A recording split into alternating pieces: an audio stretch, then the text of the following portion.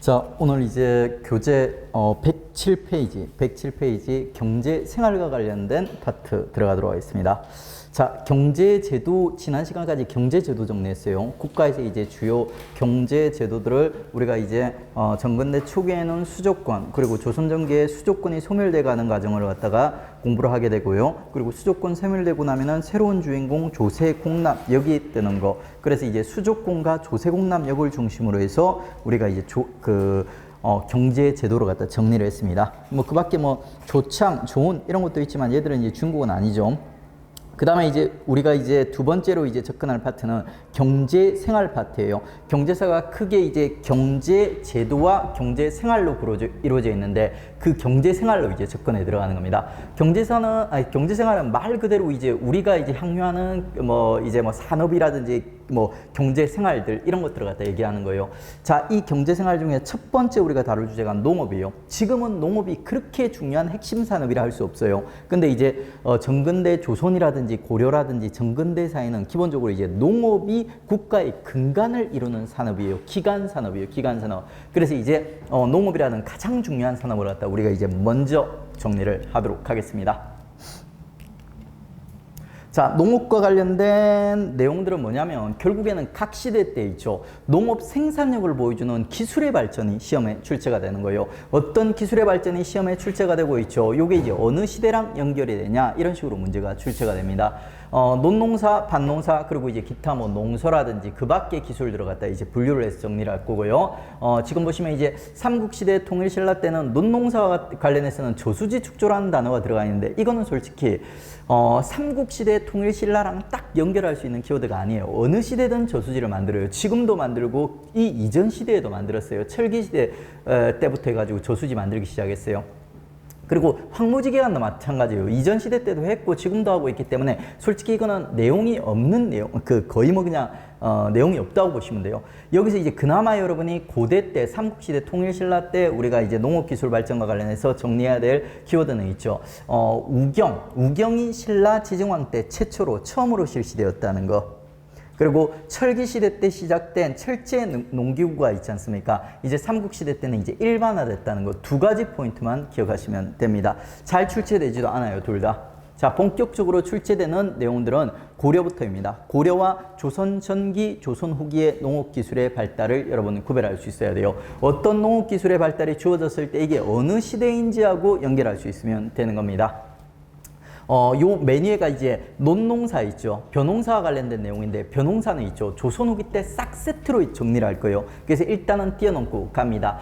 자, 그리고 이제 밭농사, 3대 밭농사 기술을 갖다 우리가 정리를 할 건데, 자, 첫 번째가 이제 윤작법이란 게 있어요. 윤작법은 돌려서 작물, 농사를 짓는다 이런 말이에요. 그러니까 하나의 농작물을 계속 반복해서 농사를 짓는 게 아니라 작물들을 바꿔가면서 농사를 짓는 거를 윤작법이라는 거예요. 2년 3자, 2년 동안 3개의 작물을 갖다 돌려가면서 농사를 짓는 거예요. 조보리콩 애울 필요 없습니다. 3개의 작물들을 갖다 돌려가면서 농사를 짓는다. 윤작법의 일종이 대표적인 게 2년 3작법이라는 거예요. 자, 그 다음에 이제 시비법의 발달. 시비는 있죠. 거름을 얘기하는 거예요. 거름, 영양분들을 얘기하는 거예요. 가지고 이제 시비를 주는, 거름을 주는 방법이 이제 등장하면서 있죠. 요게 이제 휴경지가 감소. 원래는 땅에 영양분이 부족해가지고 어느 정도 농사 지으면 한 텀 쉬었다가 또 농사 짓고 쉬었다가 농사 짓고 이런 식인데, 자, 영양분을 갖다 땅에 거름 같은 거를 갖다 비료 같은 거를 주면서 있죠. 요 쉬는 주기가 짧아지는 거예요. 더 오랜 기간 동안 농사를 지을 수 있게 해주는 거예요. 그 고려 때 거름 주는 법의 시비법의 발달과 관련된 기법이 녹비법, 콩을 비료로 주는 거, 퇴비법, 분뇨, 뭐 인분이라든지 동물들의 똥과 오줌 같은 거 이런 것들을 갖다 이제 비료로 주는 방법이 이제 발전하기 시작했습니다. 그 다음에 이제 목화 도입. 목화는 여러분 면옷 지금도 많이 입죠. 그러니까 면으로 만든 옷들. 그 면화의 재료가 목화예요. 그러니까 목화라는 이제 나무에서 솜이 나요, 솜이. 그 솜을 갖다 가공해서 우리가 이제 면 옷을 갖다 만드는 겁니다. 근데 이제 이 목화가 이 당시 고려시대 때까지만 해도 있죠. 원나라에서만 만들 수 있는 어떻게 보면 최선진 문물이었던 거예요. 그래가지고 이제 우리는 이 목화를 갖다 재배를 못했어. 원나라의 극비 기술이야, 극비 산업 기술. 근데 이게 이제 원나라가 망해가는 과정에서 있죠. 이 선진 기술들이 이제 유출이 되는 거예요, 유출이. 문익점이라는 어떻게 보면 지금의 산업 스파예요. 그러니까 문익점이라는 인물이 원나라에서 부통에다가 몰래 목화씨를 갖다 숨겨왔던 거예요. 그게 이제 고려 말에 있죠. 원으로부터 고려로 전파되었던 겁니다. 그리고 이제 그 밖에 이제 농업기술의 발달과 관련해서는 농상집요라는 아주 유명한 책이 있어요. 일명 이제 농농농 시리즈에서 고려 말 그리고 조선 전기, 조선 후기에 있죠. 농자 시리즈 3권의 책들이 등장하는데 이게 대개 시험에 빈출돼요. 이 3개를 갖다 구별하는 게 셋 다 일정 수준 이상 중요하고 있지 않습니까? 이름이 뭔가 비슷비슷해. 농농농 시리즈. 자, 첫 번째가 농상집요예요. 요 농상집요. 농상집요는 있죠. 요게 고려 말에 이암이란 인물이 원나라의 농법을 갖다가 기록한 원나라 책을 베껴온 거예요. 그러니까. 가지고 이제 원나라 중국의 농법, 중국의 화북 외울 필요 없어. 중국의 농법, 그리고 이제 이 당시 선진국 기술이었던 목화 있지 않습니까? 목화 재배법을 갖다가 소개했던 농서가 농상집요예요. 집요는 솔직히 몰라도 돼. 농상만 확실히 구별할 줄 알면 돼요. 그 다음에 이제 두 번째 조선전기 농서가 뭐냐면 농사직설이에요. 농사직설. 세종의 농사직설 기억나시죠? 그러니까 최초로 우리 농사 경험을 바탕으로 해가지고 쓰여진 농서예요. 농상집요 같은 거는 원나라 농서예요. 근데 이제 이런 그 중국의 농서가 아니라 최초의 우리 농사 경험을 바탕으로 쓰여진 세종 때 만들어진 농서가 농사직설이에요. 그 다음에 조선 후기에 농가집성이라는 이전의 조선의 책들, 농서들과 그리고 이제 중국의 농서들을 갖다 참고해서 만든 있죠. 기존의 이제 농서들을 집대성한 책이 하나 등장하게 돼요. 그게 농가집성이라는 책이 있습니다. 근데 세 번째, 네 번째 글자는 대충 외우거나 안 외우셔도 상관없어요. 요 세 개를 구별하는 포인트는 두 번째 포인트, 두 번째 글자들이요. 농농농 하면 또 세 개를 구별을 못 하거든요. 포인트는 잡기 쉽지만. 그래가지고 암기를 할 때는 이렇게 암기를 하세요. 상사가 이렇게 암기를 하십시오. 여러분 이제 직장 상사가 농농농 시리즈를 구별하는 방법을 알려줬다 해서 상사가 이렇게 기억을 하십시오. 그래가지고 고려말, 조선전기, 조선후기의 3대 농소, 농농농 구별하는 거 실제 시험 문제에서도 얘들끼리 경쟁시키는 문제가 상당히 많이 출제되고 있어요. 자, 그 중에서 이제 제일 안 중요한 농상집요 우리 다뤄봤습니다. 우리 책이 아니니까 덜 중요한 거죠. 현존 최고의 농서지만 우리 농서가 아니니까. 그 다음에 이제 우경 있지 않습니까? 삼국시대 때 시작됐던 게 요게 이제 보편화됩니다. 일반화됩니다. 특수한 어떤 농법들이 있지 않습니까? 어떤 농법들은 그냥 이거 어느 시대 때 등장했는데 이런 식으로 단순하게 나와요. 근데 좀 특이한 농법 몇 개는 있지 않습니까? 이게 처음 도입된 시기와 그 다음에 이게 일반화된 시기를 갖다가 구별하는 문제들이 나와요. 구별하는 기술들이 있어요. 그 기술들이 대부분 여기에 나와 있어요. 여기에. 다른 시기의 농법들은 있죠. 야, 이게 언제 시작됐고 언제 일반화됐고 이걸 구별 안 하고 있지 않습니까? 그냥 어느 시기 때 등장한 농법 이렇게만 딱 나와. 근데 요 고려시대와 관련된 농법들이 좀 특이하게 시작이 언제고 일반화는 언제인지 구별하는 기술들이 많아요. 이항법도 나중에 뒤쪽에 설명할 건데 요것도 시작된 시기와 일반화된 시기가 다르고 있죠. 3대 반농사 기술이 일명 윤신의 목화라고 부릅니다. 윤신의 목화. 가게 이름이라 기억하세요. 윤신의 목화, 윤시목화. 자, 윤작법, 시비법, 목화재배 해가지고 요 3대 반농사 기법도 있죠. 요것도 도입된 시점과 일반화 시점을 구별하는 문제들이 등장해요. 그냥 구별 안 하고 내기도 해요. 그러니까 어떤 시대 때 윤작법이 시행되었다 이런 식으로 단순하게 문제를 내기도 한데 시작된 시점과 일반화된 시점을 구별하는 문제도 분명히 등장하고 있어요. 윤신의 목화는 있죠. 고려 말에 도입되고 있죠. 조선 전기에 일반화되는 3대 반농사 기법이요. 그래서 3개를 세트로 암기를 해주셔야 돼요. 3개를 세트로. 윤작법, 시비법, 목화재배. 그 다음에 우경은 있지 않습니까? 이거는 지금 일반화됐어요. 보편화됐어요. 그러면 도입된 시점은 이전이라는 거예요. 삼국시대 때, 지정왕 때. 지정왕이 땅에 힘을 증가시켰다고 했죠. 소를 이용해가지고. 깊이가리는 무슨 말이냐면 소를 이용해서 소 뒤에 쟁기를 달아가지고 깊이 땅을 판다는 얘기예요. 심경법이라고도 부릅니다. 이 이상하게 고려와 관련된 농업 기술들이 시작된 시점과 일반화된 시점을 갖다 물어보는 농법들이요. 나중에 다른 시대 때 조선의 농업 기술들을 보면 그런 게 없어요. 그러니까 새롭게 등장하는 농법들을 보면 고려만 그래. 자, 그리고 이제 조선으로 넘어오는데 고려는 고려 전기, 고려 후기를 물어보는 문제가 거의 없다고 보시면 돼요. 그런데 조선은 조선 전기, 조선 후기를 구별해서 물어보는 문제가 대세입니다. 대세. 주로 구별해서 문제가 나와요. 그러니까 왜 그러냐면 조선 전기사랑 조선 후기 사이가 너무 급격하게 변했기 때문에 완전 다르기 때문에 자, 그래 두루 구별해서 정리합니다. 먼저 이제 논농사의 발달 정리할 건데, 자, 고려 말부터 있죠. 논농사의 발달과 관련해서는 시험에 출제되는 포인트가 딱 하나밖에요. 그러니까 그 기술이 뭐냐면 바로 모내기법, 이항법이라는 기술이에요. 그러니까 모내기법은 우리말이고 이항법은 이제 한자식으로 표현한 거예요.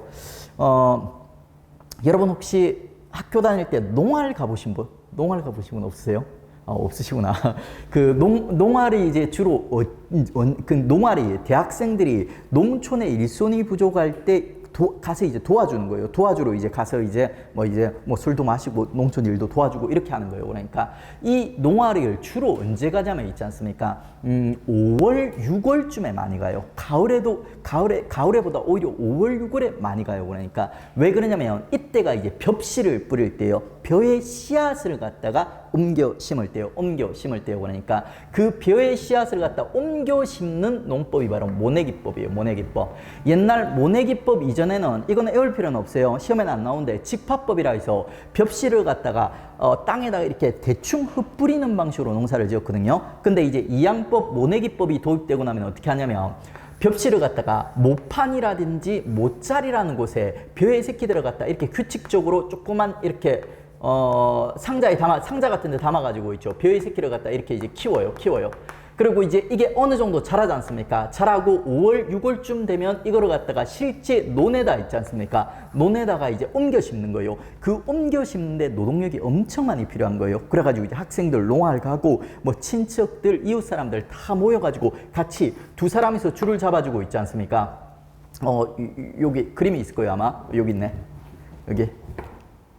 자, 두 사람에서 줄을 잡고 있죠. 사람들이 줄 쫄쫄이 서가지고 이제 줄을 옮겨감에 따라서 사람들이 따라다니면서 이제 그 벽실을 갖다 옮겨 심는 거예요. 이게 이제 모내기법, 이항법이라고 하는 겁니다. 그러니까 이 이항법이 처음 도입된 시점이 고려 후기예요. 고려 후기에 도입됐어요. 근데 이 이항법이 엄청난 생산력 향상을 야기하고 엄청난 노동력 절감을 갖다 낳을 수 있는 기적의 농법인데 문제는 뭐냐면 이 이항법이 되게 위험해요. 도박 같은 농법으로 초기에는 여겨졌습니다. 왜?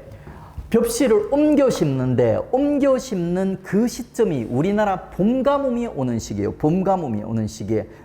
원래 직파법으로 일찍 그러니까 벽씨를 뿌려놨더라면 애들이 뿌리가 깊이 박혀가지고 봄 가뭄을 잘 견뎌내는데 이항법을 통해서 벽씨를 옮겨 심지 않습니까? 옮겨 심으면 얘들이 뿌리를 제대로 정착하기 전에 봄 가뭄이 찾아와 버리는 거예요. 그래가지고 애들이 그러니까 말라 죽어버리는 경우가 많아. 그래서 1년 농사를 갖다 망쳐버리는 경우들이 등장하는 거예요. 이항법이 되게 위험한 농법으로 인식이 돼서 고려 말가 있죠. 조선 전기까지는 남부지방 일부, 물이 풍부한, 수자원이 풍부한이 있죠. 남부지방 일부에서만 그 이항법이 시행이 됐어요. 조선 전기에는 국가적 차원에서 이 이항법을 갖다 금지하는 모습을 보여주기도 합니다. 남부지방 일부에서만 시행되게 되어 있어요. 근데 이 이항법이 이제 조선 후기 가면 일반화되게 돼요. 저수지 같은 거 이런 것들을 갖다 되게 많이 만들게 돼요. 조선 후기 가면. 그러면 이 저수지에 이제 물들을 갖다 바탕으로 해서 이항법을 갖다 일반화시키고 정착시키는 모습을 보여줍니다. 자, 이 이항법이 생산력을 엄청나게 증대시킨다고 했는데 이걸 그냥 단순히 암기를 해도 되는데 왜 이게 생산력을 갖다 증대시키냐면 벽씨를 갖다 예전에는 대충 막 이렇게 심었어. 막 뿌렸어. 근데 이게 아니라 규칙적으로 심으니까 애들이 영양분을 골고루 흡수를 하는 거예요. 거기다가 또 잡초 제거도 쉬워. 그러다 보니까 애들이 영양을 듬뿍 받고 자라가지고 애들이 이제 실하게 자라는 거야. 그 생산력이 거의 3배에서 5배 가까이 증가한다고 합니다. 그 다음에 두 번째 있지 않습니까? 이 이항법을 실시하면 좋은 점이 뭐냐면 벼와 보리를 한 땅에서 같이 생산할 수 있다는 거예요. 원래 벼와 보리 생장 기간이 있죠. 한 3월에서 5월 정도 해가지고 한 2개월 정도가 겹치게 돼 있어요. 그래서 한 땅에서 가장 생산력이 높은 벼와 보리를 두 개를 원래 동시에 생산을 못했어요. 그런데 이 겹치는 기간 동안 벼를 갖다가 모짜리에다 키우는 거예요. 그래가지고 이제 보리 이제 수확하고 나면 얘를 갖다 옮겨 심는 거야. 그러면 이제 가장 생산력이 높은 두 개의 작물을 갖다가 동시에 생산할 수 있는 거예요. 그게 벼보리 이모작이에요. 그게 영양도 충분히 확보하고 그리고 이제 이모작이 가능하다 보니까 엄청난 생산력 확보가 되는 게 바로 이양법이라는 기적의 농법이요. 요게 고려 말에 처음 도입됐고 조선 후기에 정착하게 된다. 구별해 주십시오. 자, 그러면 이제 벼농사 끝. 고려 말부터 이제 조선 후기까지 연결했어요. 그 다음에 이제 밭농사 정리하겠습니다.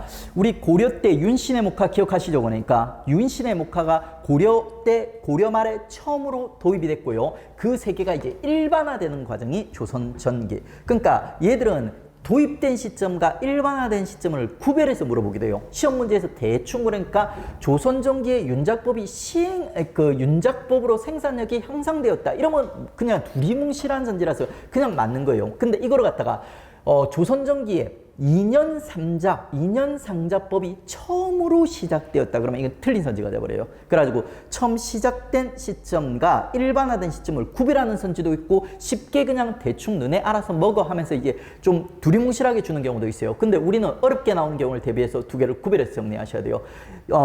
윤신의 목화가 도입된 거는 고려 후기, 일반화된 거는 조선 전기. 그리고 이제 12법 일반화는 조금 이제 특이한 용어가 몇 개가 사용되기 때문에 여러분이 추가적으로 정리를 하셔야 돼요. 녹비법, 대비법은 고려 말에 이미 시행이 되고 있었어요. 근데 플러스 여기서 뭐가 발전이 되냐면 밑거름과 덧거름이라는 있죠. 이 녹비와 대비 같은 거름들을 갖다 어떤 방식으로 주냐, 뿌리 밑에 주냐, 덮어서 주냐는 있죠. 주는 방식까지도 업그레이드 되게 되는 거예요. 그러면서 드디어 있지 않습니까? 이제 휴경을 할 필요가 없이 계속 연작상경, 연달아 농사를 지을 수 있는 수준까지 올라가게 돼요. 이제 12법이 완성되는 거죠. 자, 그 다음에 이제 조선 후기에는 밭농사와 관련해서 어떤 발전상이 있었나 구별하겠습니다. 자, 상품 작물의 재배. 조선 후기 가면 생산력이 엄청나게 폭등하게 돼요. 전기에 비해 가지고. 그러면 사람들이 이제 단순히 먹고 살기 위한 작물을 재배하는 게 아니라 있지 않습니까? 키워가지고 팔기 위한, 시장에 팔기 위한 작물들을 갖다 재배하는 거예요. 그게 상품 작물 재배 활성화. 이거 되게 빈출되고 있어요. 조선 후기를 특정짓는, 조선 후기의 경제가 일정 수준 이상으로 발전했음을 보여주는 흔적입니다. 인삼이라든지 담배 같은 거 있지 않습니까? 뭐 채소라든지, 그리고 쌀도 이제 먹고 살기 위한 쌀이 아니라 시장에 내다 팔기 위한 상품으로의 쌀을 갖다 생산하기 시작하는 거예요. 이런 현상들이 조선 후기 등장한다. 상품 작물의 활성화.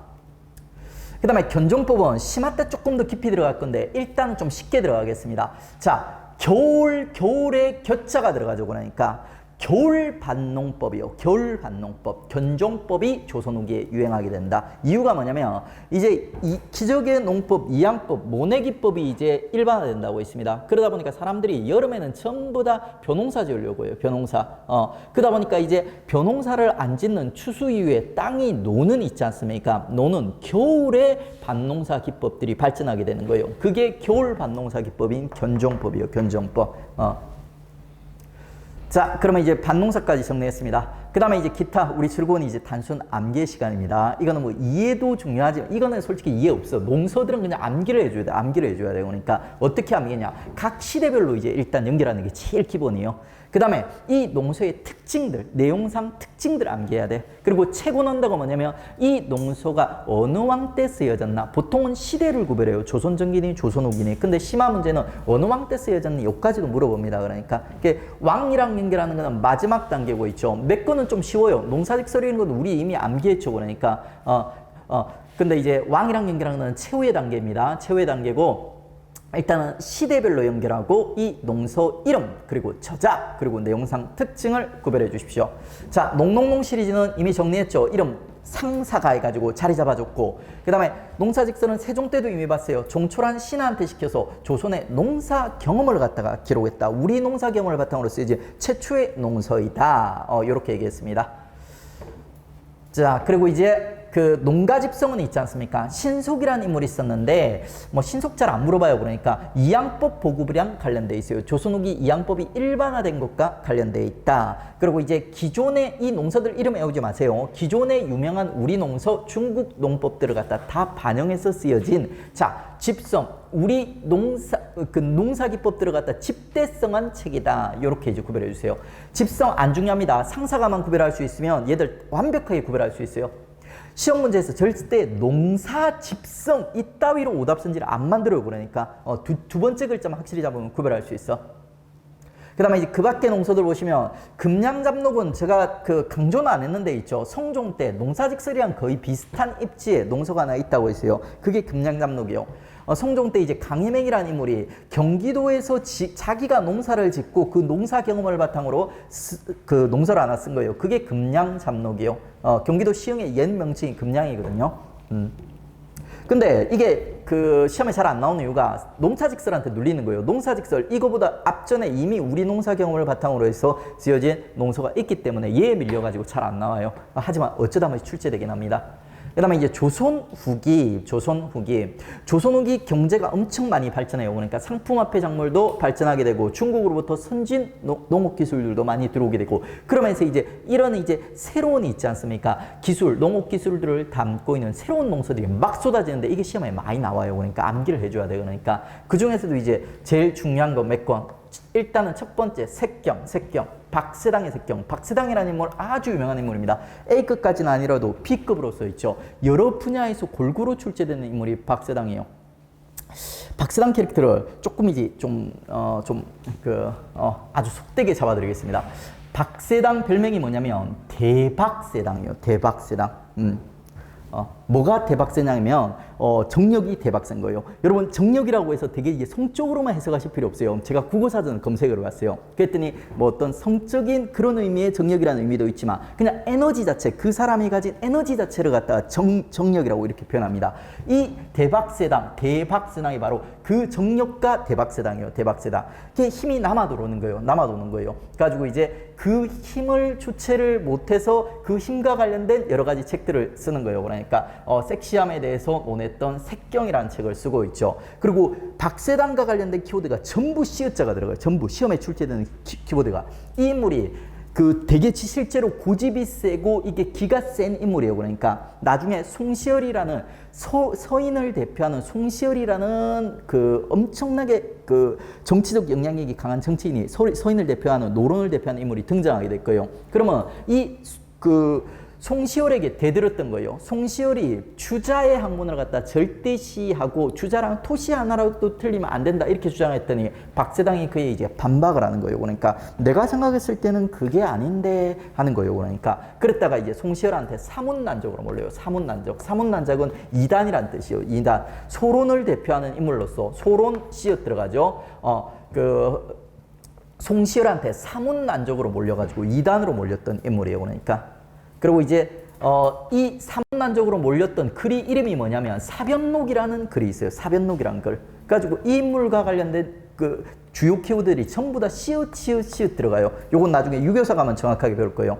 그 다음에 이 책이 쓰여졌던 이 박세당이 그러니까 이단으로 몰렸던 시기에 왕이 또 숙종이에요. 시읒자 들어가죠. 시읒자. 가지고 박세당이 전부 시읒과 관련된 키워드가 담겨 있습니다. 그리고 박세당의 색경에 담겨 있는 주요 내용이 또 상품화폐 작물 시읒과 관련돼 있죠. 이상하게 시읒과 관련된 박세당, 대박세당, 박세당, 색경 절대 안 잊어버립니다. 시험에도 빈출되고 있습니다. 그리고 조금 고난도에서는 사변록이라든지 뭐 소론을 대표하는 인물, 그 사문난적으로도 출제가 되고 있습니다.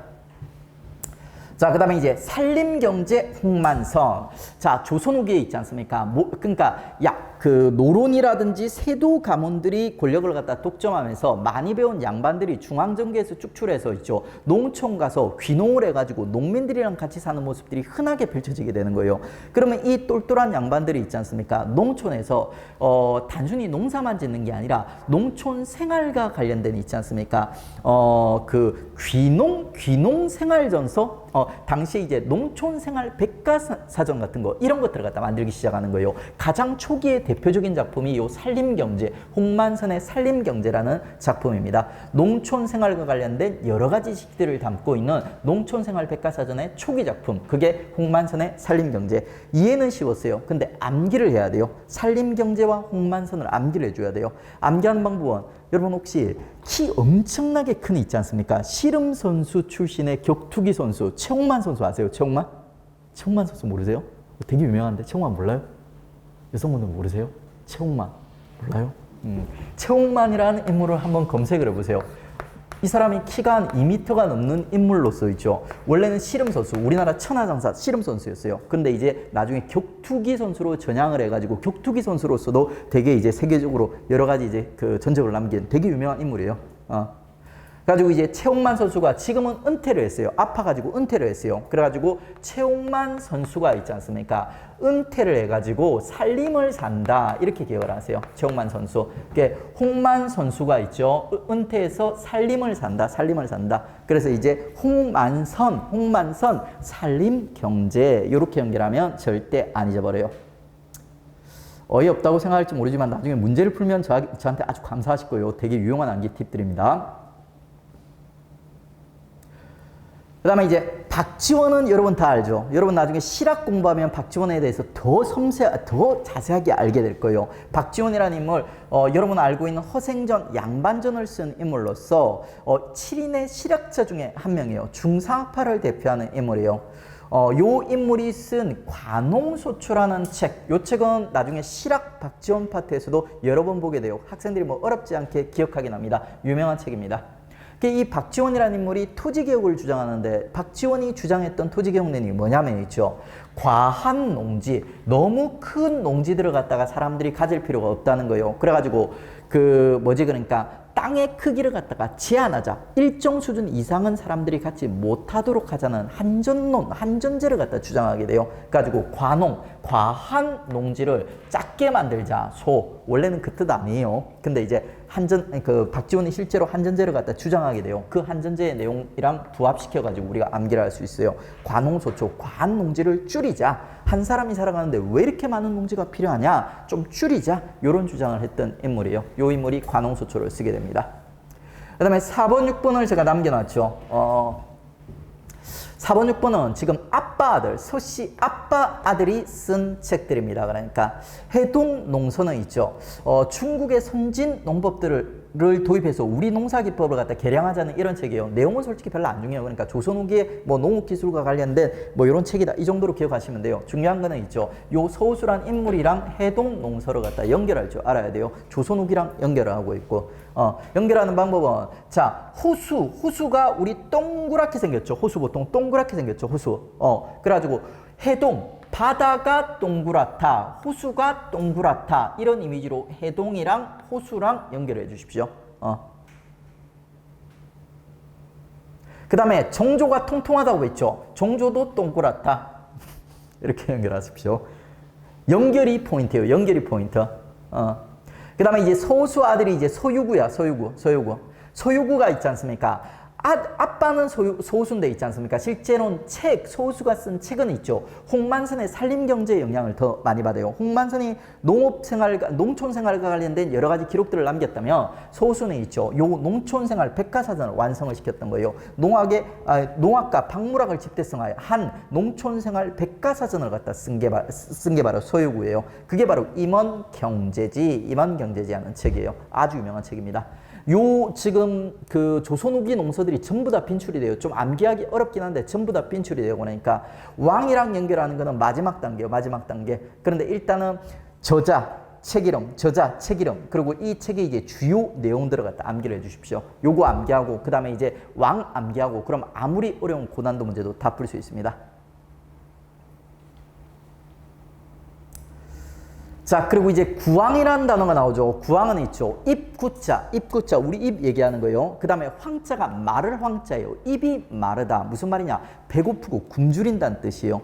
배고픈 굶주림을 갖다가 구하기 위한 있죠.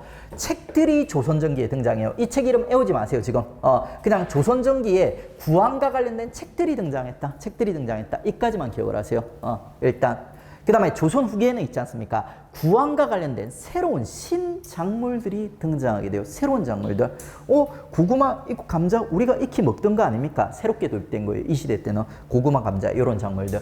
조선 전기에는 구황과 관련된 책들이, 조선 후기에는 구황과 관련된 작물들이 도입되었다. 이렇게 구별하십시오. 그 다음에 고매, 감자 요거는 조금 더 깊이 들어가겠습니다. 얘들은 단순히 구황작물일 뿐만 아니라 있지 않습니까? 조선 후기에 도입된 신작물이에요. 신작물. 그래가지고 얘들이랑 얽어가지고 임진왜란 이후 도입된 신작물, 4대 신작물, 새로운 작물들을 갖다가 정리하겠습니다. 자, 임진왜란 전후에 가지고 있죠. 일본으로부터 안 좋은 것들이 많이 들어와요. 담배 안 좋죠. 고추 매워서 안 좋아요. 그러니까 이런 것들이 일본으로부터 들어오고 있죠. 임진왜란 전후에. 그 다음에 임진왜란 이후에 있지 않습니까? 고구마 살쪄서 안 좋아요. 이것도 일본으로 들어와요. 일본에서 들어온 건 다 안 좋은 거 그러니까. 그 다음에 이제 청으로부터 감자가 또 들어와요. 이게 맨 마지막에 들어오는 겁니다. 요게 이제 17, 18, 19 뭐 순서대로요. 순서대로. 나중 고난도 문제에서는 얘들 도입된 순서도 물어볼 수 있습니다. 감자를 고구마랑 연결하는 거는 있지 않습니까? 뭐 여러분들 뭐 굳이 뭐 이렇게 연결해야 되는 건 아닌데, 여러분 국어를 일정 수준까지 공부한 학생들은 김동인의 감자라는 소설이 있어요. 읽어보신 적 있어요? 거기 보면 여자 주인공이 옥룡과 옥자 들어가는 여자가 있는데, 그 여자 주인공을 괴롭힌다고 해야 되나? 그 여자 주인공이랑 얽혀있는 그 남자가 청나라 있지 않습니까? 왕서방이에요. 왕서방. 그 청나라 사람이에요. 그래가지고 이제 청나라 사람 나오는 감자라는 소설을 갖다 떠올리면서 감자는 청에서 들어왔다. 뭐 이렇게 이제 기억을 하시면 돼요. 아니면 그냥 암기를 하십시오. 문제 풀어보겠습니다. 조선 전기 농업 경제에 대한 설명으로 옳지 않은 것은, 자, 조선 전기죠. 강론은 전기와 후기가 엄청 다릅니다. 조선 전기와 후기가 엄청 달라요. 고려는 고려 전기 후기 구별하는 문제 거의 없어. 근데 조선은 구별하는 경우가 되게 많아요. 고려는 고려 전기랑 후기를 구별하면 정치사가 얽힌 경우는 구별할 수 있어요. 근데 뭐 강론에서 구별하는 경우는 거의 없다고 보시면 돼요. 근데 조선은 강론 가면 조선 전기 후기 엄청나게 많이 구별해요. 밭농사, 조보리콩 2년 3작이 행해졌다. 맞아요, 틀려요? 이게 두리뭉실하게 표현을 한 거예요. 시작이라든지 일반화가 아니라 두리뭉실하게 표현했기 때문에 이거는 고려로 나와도 맞고 조선으로 나와도 맞는 선지가 됩니다. 풍년이건 흉년이건 관계없이 전세를 토지 일결당 미국 사도로 고정시켰다. 자, 이거는 뭐예요? 무슨 제도? 영정법이죠. 자, 영정법은 있지 않습니까? 조세, 전세와 관련된 기업법으로 조선 전기예요, 조선 후기예요? 어제 배웠는데? 조선 전기예요, 조선 후기예요? 영정법. 조선 전기에는 세종의 공법이 나왔죠. 그 다음에 조선 후기에는 인조의 영정법이 나왔다고 했어요. 영정법. 그래, 영정법은 조선 후기로 분류가 되어야 됐기 때문에 이게 틀린 거예요. 그러니까 선조는 조선 전후기에 걸쳐 있어요. 그러니까 임진왜란이 선조 때 일어났으니까. 근데 이제 선조를 제외한 나머지 붕당 정치기 왕들은 전부 다 조선 후기로 분류가 됩니다. 광해군, 인조, 효종, 현종 이런 애들 전부 다.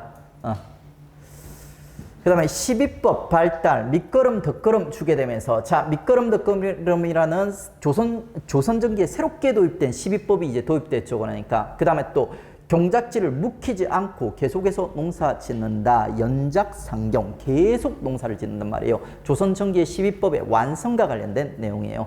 그리고 자, 우리나라 풍토에 맞는 씨앗의 저장법, 모내기법 등 농민의 실제 경험을 종합한 농서를 편찬하였다. 자, 이게 조선 전기에 무슨 책을 염두에 두고 이런 선지가 구성이 됐을까요? 조선 전기에 이런 책들 있잖아요. 무슨 책? 대표적인 게 농사직설, 우리 농사 경험을 바탕으로 쓰여진 책이에요. 그러니까 여기서 여러분들이 조금 착각할 수 있는 게, 아니 조선 전기니까 모내기법이 들어가면 안 되지 않습니까? 국가에서 금지하고 있다고 있지 않습니까? 근데 농사직설에 실제로 모내기와 관련된 기록이 남아 있어요. 왜 그러냐면 우리 농사 경험을 갖다가 적어놨다고 했는데 남부지방 일부에서는 모내기법이 이미 실시되고 있었기 때문에요. 그래서 모내기법이 들어가는 게 이상한 게 아니에요. 오류가 아니에요. 농사직설에 들어가 있습니다.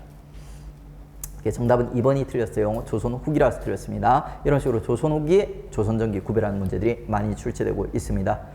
자, 그 다음에 이제 우리나라 농서에 대한 설명으로 옳은 것은 농가 집성, 지금 상사가를 갖다 떠올리세요. 상사가, 가족. 그러면 이거는 조선 후기 책이에요. 근데 여기 보니까 고려말 이함이 원에서 들어왔다. 이렇게 돼 있죠. 그러니까 이거는 농상지벼로 갖다가 얽어놓은 거예요. 집성이라든지 직설 이런 건 지워버리세요. 의미가 없어. 우리는 상사가만 가지고 완벽하게 구별할 수 있어요.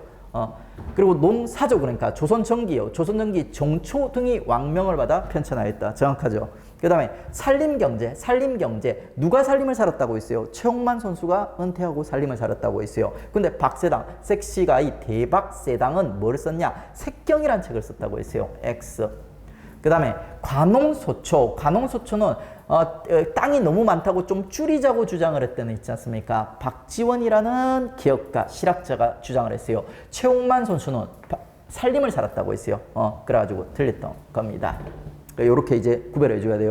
책 이름과 저자를 구별해요. 그러니까 시기를 구별하는 게 대표적이지만 조금 더 한 단계 넘어가면 책 이름과 저자, 그리고 좀 더 어려운 문제에서는 왕까지 얽어가지고 물어보는 문제들이 출제되고 있습니다.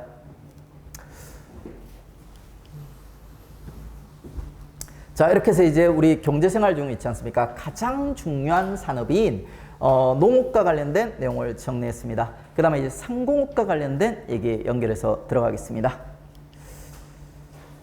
자, 시대별로 이제 상업의 이제 발전상, 어떤 상업의 발전상이 이제 등장하고 이게 어느 시대냐, 이런 형태로 시험 문제가 출제가 됩니다. 먼저 이제 삼국시대, 우리 이미 배웠던 거 정리하는 거예요. 5세기 말에, 여러분 기억할지 모르겠는데, 그러니까 요게 이제 이렇게 그렇죠. 그러니까 이렇게 그리고 요렇게 끊어지고 그다음에 이렇게 끊어지는 거죠. 5세기가 바로 이제 그 고구려 전성기죠. 고구려 전성기. 고구려 전성기 누구야? 그러니까 소광장이 있었고요. 소광장이 이렇게 있었고요. 있죠.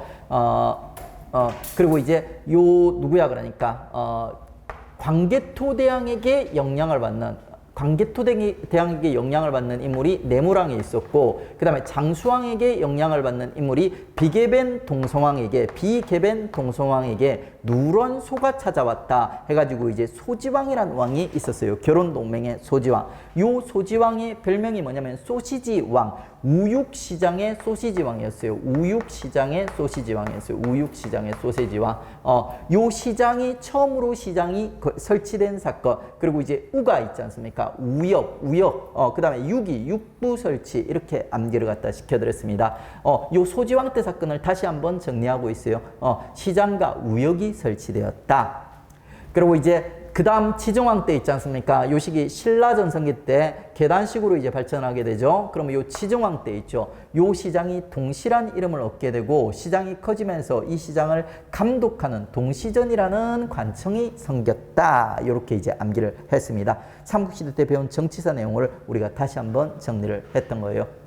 우역은 깊이 들어가지 마세요. 그냥 우체국이랑 비슷하다고 보시면 돼요. 우체국이랑 비슷한데 차이점이 뭐냐면, 지금의 우체국은 민간의 물류 편지 같은 것도 전부 다 돈을 받고 운송을 해줘요. 그러니까. 근데 우역은 있지 않습니까? 국가적인 서류라든지 물건들만 옮겨주는 거예요. 어려울 필요 없어요. 시험 잘 안 나와요. 우역. 뭔지만 알면 돼. 나왔을 때 단어 보고 당황만 안 하면 돼. 그 다음에 신라 중대 가면 뭐 이 동시가 이제 좀 더 확대가 되게 되고요. 그 다음에 이제 지방의 요충지, 그러니까 지방의 큰 도시들에도 시장이 형성되게 된다. 그러니까 그 통일신라 이후로 있죠. 지방의 큰 도시들에는 시장이 형성이 돼요. 그러니까 이게 뭐 정기적인 시장은 아니더라도 시장들이 형성되기 시작합니다. 별로 안 중요해요. 가볍게 감만 잡으시면 돼요. 그 다음에 이제 고려시대로 넘어가겠습니다. 고려의 상업의 발전. 자, 개경, 도시죠. 수도죠, 수도. 수도에 보면은 시전이라는 애들이 등장해요. 시전 상인 혹은 시정이라 불러요. 국가로부터 있죠. 특정 물건을 갖다가 팔 수 있도록 허락받아가지고 있죠. 그 물건을 독점적으로 공급하는 시전이라는 상점들이 형성이 돼요. 상인들이. 그리고 이제 그 상인들을 갖다 감시하는 있지 않습니까? 감독하는 경시서라는 관청도 설치가 되고요. 두 개 그 세트로 보시면 돼요. 경시서. 경계하다. 시전을 시전을 만들어주고 동시에 얘들이 뭔가 문제를 일으킬 것 같으니까 이제 감시하는, 감독하는 기관을 같이 만들어준 거예요. 그 다음에 2번이 이게 뭔가 만만해 보이는데 되게 중요한 키워드예요. 관용상점. 아니, 관용상점? 별로 포인트가 없어 보이는데 포인트가 있습니다. 고려에서만 관용상점이란 게 등장해요. 그래서 고려 시기를 갖다가 특정 짓는 키워드로 되게 빈출되고 있어요. 정답으로서도 자주 나와요. 관령이란 말이 어떻게 보면 되게 좀 뭐 흔한 단어처럼 보이는데 어떻게 보면 되게 특수한 단어예요. 그러니까 상점이 있는데 이 상점을 관에서 국가에서 직접 운영을 했다는 거예요. 보통은 국가에서 시전 상인들처럼 허가를 해줘요. 관허 상인들이 뭐 이렇게 국가랑 관계를 맺고 장사를 하는 경우가 많아요. 국가가 직접 관영을 하는 경우는 되게 특이한 경우예요. 특이한 경우. 고려에서만 볼 수 있어요. 고려에서 대도시에서 약점, 주점, 다점 이걸 애호라는 게 아니죠. 이런 있죠. 물건들을 갖다 파는 관영 상점들이 설치되었다. 관영 상점이란 키워드 나오면 무조건 고려랑 결합해 주십시오. 쉬우면서도 빈출되고 중요한 단어예요. 그 다음에 뭐 행상, 돌아다니면서 장사를 하는 애들이에요. 그리고 이제 뭐 이 돌아다니면서 장사를 하는 애들을 중심으로 뭐 지방의 이제 중심 도시 이런 데 있죠. 비정기적인 시장들이 형성이 되었다. 이렇게 보시면 돼요. 그리고 여기서 여러분은 포인트를 잘 잡아야 되는 게 이 행상이라든지 비정기적인 시장을 우리는 이 비정기적인 시장을 장시라고 부르지 않고 이 행상들을 보부상이라 부르지 않는다. 요거는 구별해 주세요. 장시랑 보부상은 조선에서 등장하는 키워드들이에요. 그래가지고 이제 성격이 비슷하긴 한데 있지 않습니까? 얘들 보고 장시, 보부상이라 부르지는 않는다. 이렇게 보세요. 그 다음에 이제 고려는 불교 있지 않습니까? 불교 승려들이 있죠. 대개 이제 그 기득권들이요. 나름대로 사회적 지위가 상당히 높아요. 그러면 이제 그 지위들을 갖다 이용해가지고 얘들이 있지 않습니까? 상행위를 갖다 하는 모습을 보이죠. 완전히 사기꾼 수준이에요. 야, 우리가 빌려주는 돈을 빌려서 쓰고 고액의 이자를 내면은 너네 오래 산다. 이렇게 구라치고 다녔어요. 이것들이. 그게 장생고, 장생표 이런 거에 외울 필요 없어요. 그러니까 우리가 빌려주는 돈을 쓰게 되면 너네 오래 살아. 이렇게 얘기하는 거예요. 다 구라쟁이들이죠. 그렇다고 해서 모든 종교 승려들이 다 구라쟁이라는 건 아니에요. 그러니까 훌륭한 분들도 있습니다. 뭐 교회가 됐든 뭐 그 신부님이 됐든 훌륭한 분은 훌륭한 분이고 또 이상한 사람들은 또 사기꾼들은 사기꾼이고 그래요. 특정 종교로 갖다 뭐 이렇게 폄하할 생각은 전혀 없습니다. 자, 그 다음에 이제 화폐, 고려시대 때 있지 않습니까? 우리 역사상 최초의 화폐들이 등장하기 시작해요. 그래서 시험에 어느 정도까지는 출제가 됩니다. 가장 먼저 출제됐던 화폐가 권원중보예요. 권원중보. 성종이라는 왕 기억나시죠? 그러니까 크라운 마크의 마지막에 자리한 왕이자 그 다음에 또 뭐예요? 그러니까 문벌귀족기 가장 초기에 자리한 왕, 그게 이제 성종이라는 왕이에요. 이 성종이라는 왕 때 권원중보라는 우리 역사상 최초의 화폐가 등장합니다. 근데 이 권원중보의 특징이 뭐냐면 있지 않습니까? 철로 화폐를 만들었다. 여러분 좀 이상하지 않아요? 철로 화폐를 만들었다. 여러분이 쓰는 화폐 중에 철로 만든 화폐 본 적 있어요? 없어요? 없죠. 왜 철로 화폐를 안 만들까요? 상식적으로. 녹이 잘 쓰려요. 그래가지고 철은 원래는 화폐랑은 궁합이 안 맞는 금속이야. 근데 처음 화폐를 만들다 보니까 개념이 없는 거야. 그래가지고 이제 철로 화폐를 갖다 만들었던 개념 없는 화폐 권원중보예요. 그 다음에 이제 고려 숙종. 자, 문종이 전성기라고 했어요. 문벌귀족기 때. 뭐 시험에는 잘 안 나오지만 그리고 이제 문벌귀족기 후기, 문종 후기에 있지 않습니까? 쑥예임이라는 3대 왕이 등장한다고 했습니다. 자, 이 중에서 이제 숙종 있지 않습니까? 여진 정벌이랑 관련된 인물이에요. 그러니까 별무반 만들고 뭐 그 윤관의 여진 정벌이랑 관련된 왕이에요. 그러니까 이 숙종이라는 왕 때 화폐가 우르르 쏟아져요. 자, 여기서 역사적 상식 하나 암기해 가십시오. 조선도 그렇고 고려도 그렇고 있지 않습니까? 쑥자 들어가는 왕들이 화폐와 인연이 엄청나게 깊습니다. 조선의 숙종도 그럴 거예요. 조선의 숙종은 상평통벌하는 우리 역사상 처음이자 마지막으로 유통에 성공했던 화폐를 일반화시킨 왕이에요. 숙종, 조선 숙종. 그리고 고려 숙종 때는 있지 않습니까? 화폐가 엄청 많이 나와요. 숙종의 동생 있죠. 동생 중에 의천이라는 엄청 유명한 승려가 있어요. 우리 불교사에서 가장 시험에 자주 나오는 4명의 승려가 있는데 그 승려 중 하나가 이제 의천이라는 인물이에요.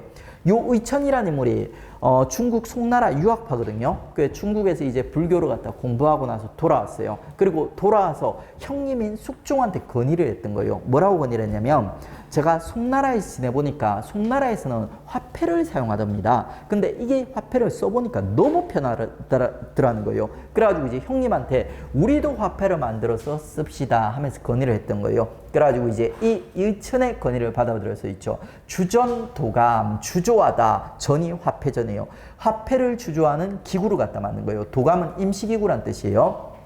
가지고 이 기구에서 정말 여러 가지 고려를 대표하는 화폐들이 쏟아지게 돼요. 사만통보중보, 해동통보중보, 동국통보중보. 그 다음에 이제 활구. 제일 유명한 거는 활구예요. 활구.